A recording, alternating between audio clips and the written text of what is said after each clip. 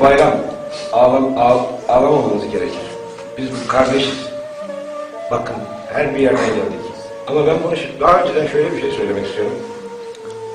Ben sizin annelerinize ve babalarınıza teşekkür etmek istiyorum buradan.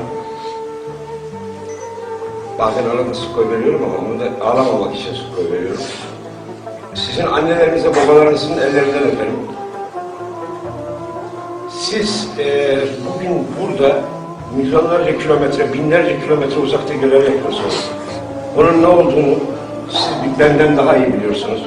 Siz öğrettiniz bana bunu. Hizmeti ben sizden öğrendim.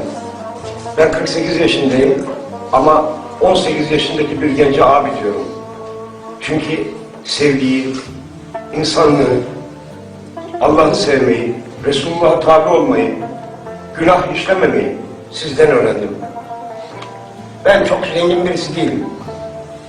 Kendi yağında kavrulan, kendi imkanlarıyla büyüyen bir insanım. Ama 1000 canım olsa bir veririm size.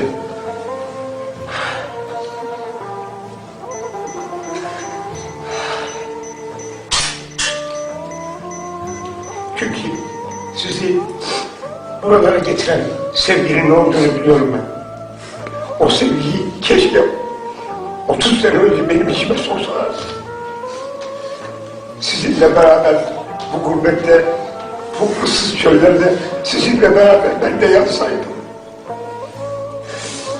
Bu günah dünyasına girmeseydim. Bu küfrün içinde kalmasaydım.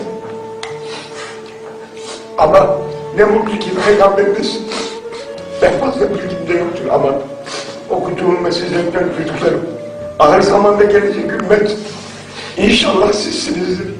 Sizin eteğinize sarılıp gitmek isteyen, ben de garip birisiyim işte. Boynumu kesseler, ciğerimi parçalasalar, öyle yanıyorum ki, inanın ağlamıyorum ben şu anda. Siz benim ağlamamı görmediniz ki.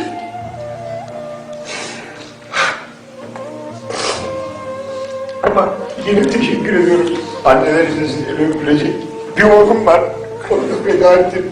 İnşallah o da sizin gibi. Sizin gibi gurbetlere gider, hizmet eder. Ben de geçmişteki günahlarımın bedelini böylece. İnşallah Rabbim beni affeder. Ben hepinizi kucaklamak istiyorum. Bana yaklaşın ne olursunuz. Hepiniz benim oğlum, arkadaşım, kardeşim. Yani